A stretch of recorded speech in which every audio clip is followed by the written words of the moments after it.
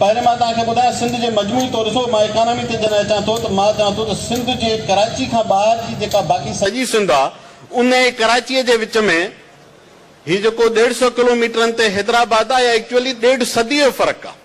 हीउ ठटो जेको 100 किलोमीटर आहे इहो 1 सदीअ जो फ़र्क़ु आहे, 100 किलोमीटर जो फ़र्क़ु न आहे। छो त उहो पूरो इकोनॉमी जो स्ट्रक्चर असां ग्रो ई करणु न ॾिनो, जेको बाक़ी सिंध खे ख़ासियती तौर चेंज करे ऐं कराचीअ खे ईअं स्ट्रीमलाइन करे छॾियां बाक़ी सिंध सां जो कराची और सिंध जो मुहाविरो जाइ न वठी सघियां। उहो स्ट्रक्चर्ड वे सां कयो वियो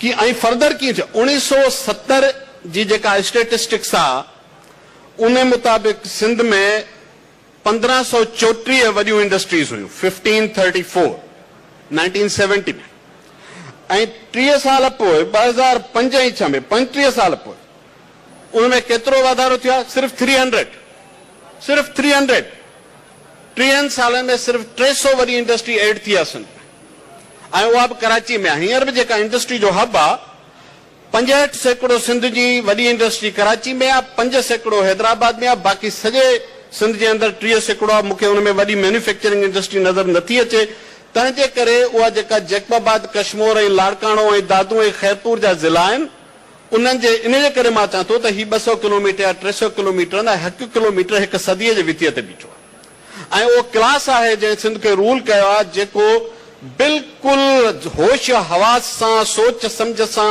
अकुल सां भरपूर कोशिश करे थो त इंडस्ट्री बाक़ी सिंध में न पहुचे ऐं उहो मूंखे हुन सां का हमदर्दी कान्हे तो सिंधी थो ॻाल्हाए या इब्रानी थो ॻाल्हाए। उहो सिंध जे ॿहिराड़ियुनि खे ग़ुलामीअ में रखणु घुरे थो, तंहिंजे करे हू तव्हांखे चवंदो त अचो त तव्हांखे ख़ैराती प्रोग्राम ॾियूं, तव्हांखे 2000 महीनो घर वेठे ॾींदासीं, इंडस्ट्री न लॻाइण ॾींदासीं, इंडस्ट्री न लॻंदी। छो? इंडस्ट्री रुगो इकोनॉमी थोरी आहे, इंडस्ट्री सोसाइटीअ जी ट्रांसफॉर्मेशन आहे। जेको 1 करोड़ रुपए जो 1 अरब रुपए जो जनरल स्टोर खोलियो वेठो आहे उहो 5 रुपए जो सामान वठो खिली तव्हांखे थैंक यू सर थो चए ऐं हू जेको साहिबु 50 एकड़ गैराबाद बनी जिते सलोब नथो फुटेसि उते हीअं मुछूं वटे डंडो खयो वेठो आहे।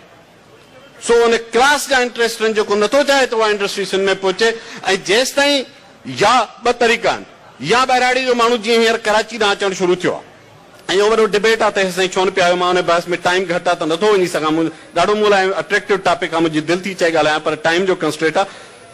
ही क्लास बाक़ी सिंध में इंडस्ट्री ऐं इकोनॉमिक ज़ोन्स ऐं इन क़िस्म जी सोशल ट्रांसफॉर्मेशन जी इकोनॉमी खे न अचणु ॾींदो, जेतिरो हुनखे कुदरत ताक़त ॾिनी आहे हुनखे ब्लॉक कंदो। छो था कनि? कहिड़ी रुकावट अथनि? ॿियो सभु कुझु कनि था। 100 अरब रुपए जा जेको घारा लॻण जा प्रोजेक्ट ऐं बंदनि जा कप ठाहिण जा प्रोजेक्ट उहे थी था वञनि, 50 अरब जी इंडस्ट्री थी लॻी सघे। इहो डेलिबरेट आहे, छो त उहा सोशल ट्रांसफॉर्मेशन नथा चाहिनि। ॿी शइ मां आई एम सॉरी टाइम जे करे महिरबानी अदी मां तव्हांजा 3 मिंट तव्हांखां वधारे थो वठां, थैंक यू। हींअर हिकिड़ी रिपोर्ट मां तव्हांखे गुज़ारिश कंदुसि जेकर थोरो वक़्तु कढी हुनखे पढ़ो। नेप्रा जेको national electric power regulatory authority आहे उन जी हिकिड़ी रिपोर्ट ईंदी आहे annual state of industry report. हिन साल जी रिपोर्ट जेका लेटेस्ट मौजूदु आहे उहा तव्हां पढ़ो।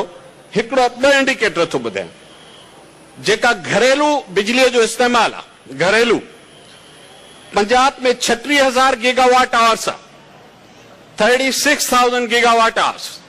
सिंध में 11,000 गीगावाट आवर्स आहे।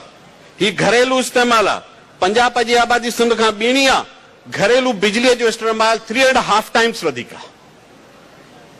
ऐं यार उहो बिजली न आहे, माइंड इट, इहा इकोनॉमी आहे, इहा ट्रांसफॉर्मेशन आहे।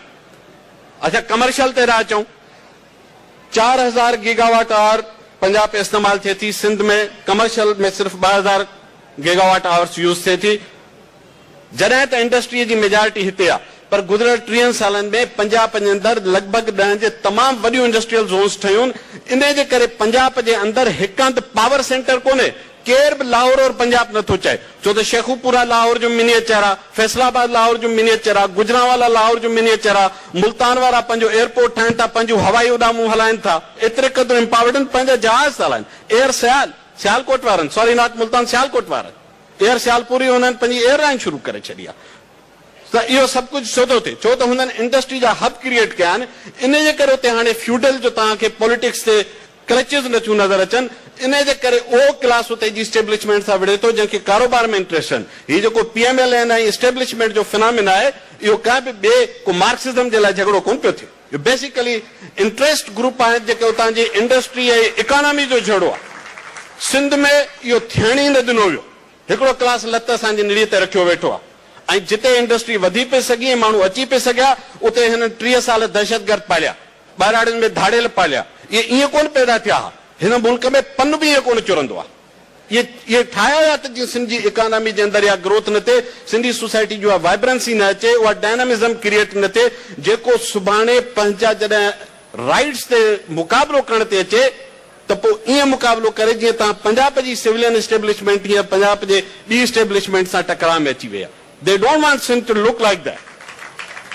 ऐं इन में असांजा सभु सिंध जो ही रूलिंग एलीट शामिल आहे। आई स्क्वायरली ब्लेम देम। डेलिब्रेट था कनि। ही चाहिनि था त सिंधी जट रहनि, ही चाहिनि था त सिंधी हिननि जा ग़ुलाम रहनि, ही चाहिनि था त सिंधी हिननि जूं तगारियूं खणनि, मज़ूरियूं कनि, उते पोरियो कनि, इन्हनि खे 2,000 महीने ते ख़ैरात ॾियनि, इन्हनि खे ॿियो कुझु मुफ़्त जी अस्पताल भली ठाहे ॾेई छॾियो, इंडस्ट्री न लॻाइण ॾींदा, इकोनॉमिक ज़ोन्स ठाहिण न ॾींदा। ऐं जेसि ताईं इहा शइ सिंध जे ॿाहिरां न वेंदी, सिंध जे ॿाहिराड़ी जी इकोनॉमिक ऐं सिंध जी सोशल कन्फिगरेशन चेंज न थींदी।